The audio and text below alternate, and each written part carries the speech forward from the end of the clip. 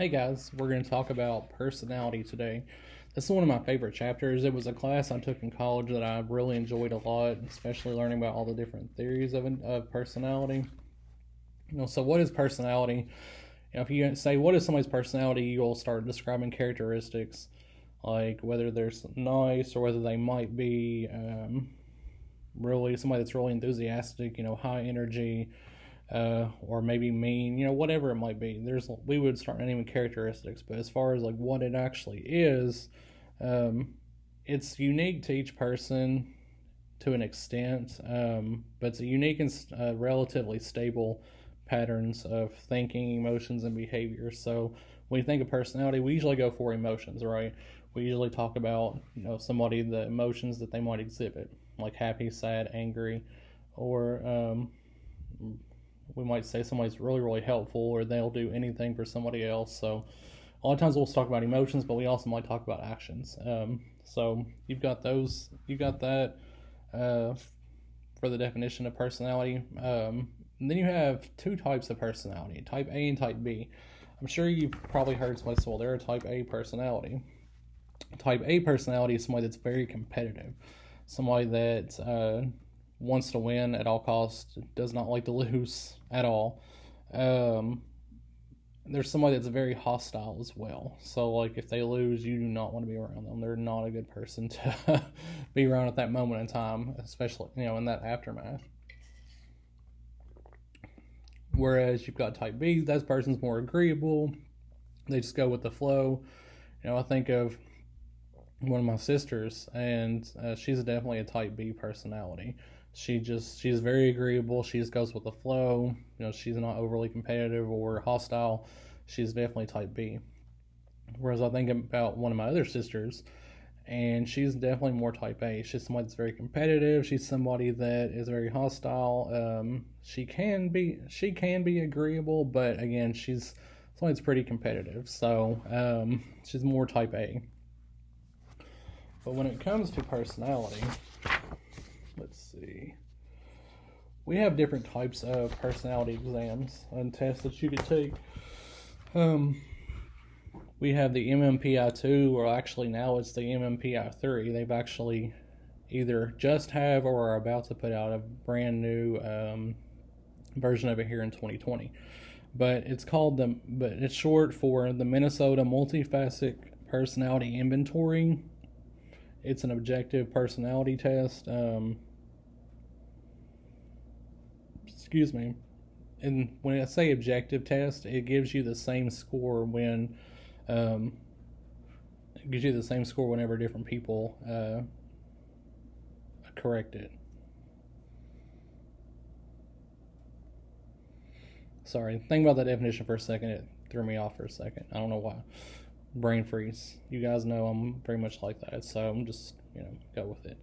Um, but with the MMPI-2, it's a test that has a lot of questions. It's over 500 questions. Some of them will be basically the same questions, but worded differently. And there are different things that it looks for. With the MMPI-2 or now 3, it it can test for different mental disorders. So, like for instance, it can show if somebody's depressive. It can show if somebody is schizophrenic, if somebody suffers from mania.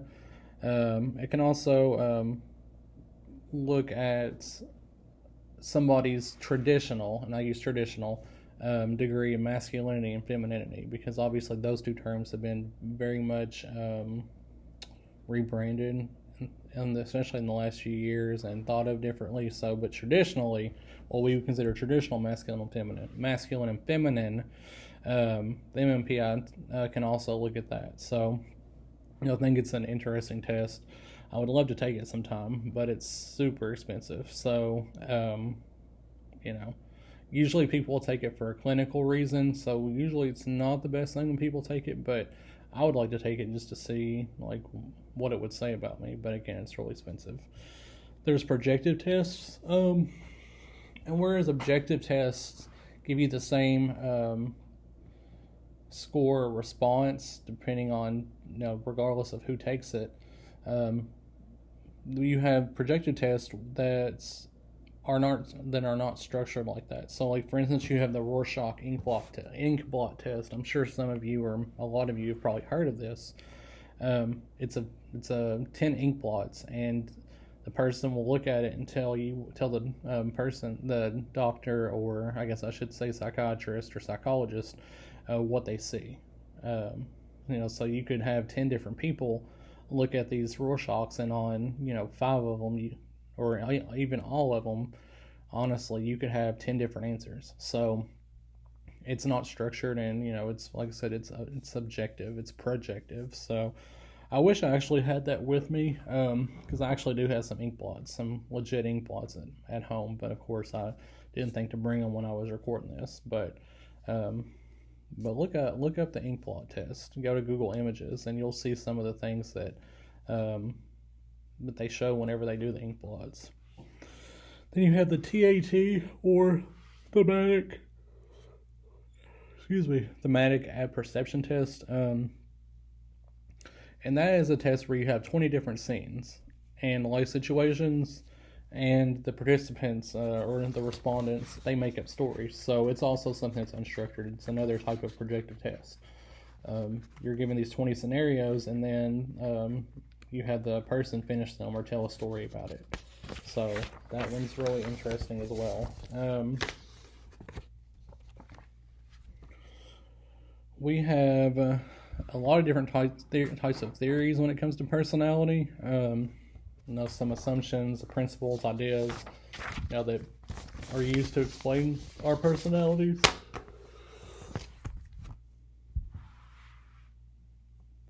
There's the 5-factor model, or the Big Five as it's called. This says that personality has 5 universal dimensions. And you do that by openness to experience, C for conscientiousness, E for extroversion, A for agreeableness, and N for neuroticism. So the Big Five theory. So those are the 5 parts of personality, and there are different tests that you could take that would measure each of those, and how much of those affect your personality, or how, I guess instead of saying how much they affect your personality, how prominent they are in your personality. But you've got that. You also have a psychoanalytic. So this comes back to Freud. He said there were 3 parts to the human personality: id, ego, superego. And with this theory of personality, you have the id, which is our basic instincts, our human drives, the selfish part of our personality that wants things and wants them now and doesn't care what it has to do to get them. It goes by the pleasure principle. It wants pleasure. You have ego, where it's the executive part of the personality. It directs our behavior, and it actually, I guess you could say, is the buffer between the id and the superego. The superego is a judge or censor for our thoughts and actions. So, like, it's our consciousness. So the id and superego are constantly battling one another, and you have the ego, which tries to balance them out. So, like, think about a movie or a TV show. On one shoulder, you might have the angel. On the other shoulder, you might have the devil. So, there are 2 fighting it on the id and the superego. And then the ego would try to balance those out. A lot of people criticize this theory because while I think it's great, and I think it definitely has some points to it, you can't open up somebody's mind or somebody's brain and point and say, okay, there's the id, there's the ego, there's the superego. You can't do that. So, it's not really thought of as great in a lot of different ways. It's not really thought of highly. So, but again, I like it personally. Freud also came up with defense mechanisms, and he said that we use these defense mechanisms to protect ourselves. So, like, for instance, you might have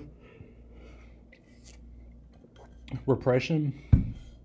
And the technical definition for repression is expulsion from awareness of unacceptable ideas or motives. So, like, if there's some memories that and thoughts that we don't like, that we just don't want to have, don't want to deal with, we want to repress them, like push them so far down into our subconscious that they just don't that they will not come out. They stay down there.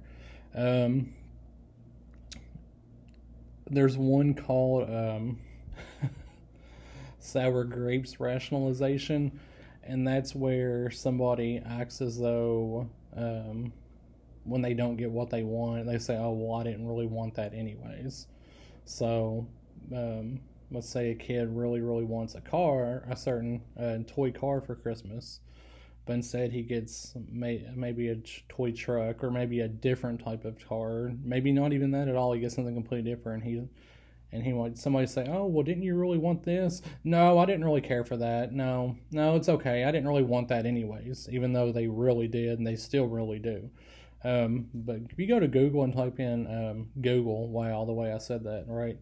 And type in Freudian defense mechanisms, you'll find a whole entire list, and it's actually really interesting because whenever I taught in person, hopefully again next fall or in the next few years, hopefully we'll be able to do it again and be back to normal. But I would have my psychology class do a defense mechanism play. I would split them into groups. They'd have to choose 5 defense mechanisms and write a play and put those defense mechanisms into the play. And I always got some really good ones. It was usually around Thanksgiving or Christmas whenever they would do the plays. So a lot of times people would go Thanksgiving route or Christmas route. I had some do family vacations. I had some do a fishing trip. But I always got some really funny plays out of it. So that's something I always really liked. Freud also had the psychosexual stages of development. He said there were 4 stages: the oral, anal, phallic, latency, and the genital stage. And this isn't very well embraced either, because once again, Freud's ideas go back to sex. Probably because, like I said before, he was on cocaine most of his life. But he said in the oral stage where infants are preoccupied with their mouth as a source of pleasure, means of expression. I mean, he's correct in that, infants, the mouth is a central figure to what as far as sensory matters go to what an infant is dealing with. But as far as pleasure, no, I wouldn't really go that far. But he said that whenever it comes to the oral stage, if either you pass it or fail it, it'll affect your personality. So, oral dependent, a person wants to passively receive attention, gifts, love, and so forth. Oral aggressive personality, a person who uses their mouth to express hostility by shouting, cursing, biting, and so forth. Also, one who actively exploits others. So, depending on whether you pass or fail that stage, you would have one of those types of personalities. He also had the anal stage, and so this is where children will go through toilet training. Anal retentive personality said that a person who is obstinate, stingy, compulsive, who generally has difficulty letting go. So like if you pass the anal stage, you would go through and be that way. Whereas anal expulsive personality, disorderly, destructive, cruel, messy person. So he had the phallic stage where he had brought up the Oedipus complex. And he said this is where a boy was sexually attracted to his mother and had feelings of rivalry with his father, basically wanted to kill his father so he could be with his mother. That's one of the most messed up things that Freud's ever, maybe the most messed up thing that Freud's ever come up with. He also had the Electra complex, which was the other way around, as far as the girl having feelings for her father, wanting to kill the mother. It's really crazy that he came up with these ideas, because I've never seen these personally in anybody, in any child. So he also had latency stage, and that's where psychosexual development is more or less interrupted. It's not important. Then the genital stage, where you go through sexual maturity, where you go through puberty and whatnot. So again, he had a lot of weird things, but that's all I'm going to say about Freud. I'm going to stop this recording and get into some other types of personality theories.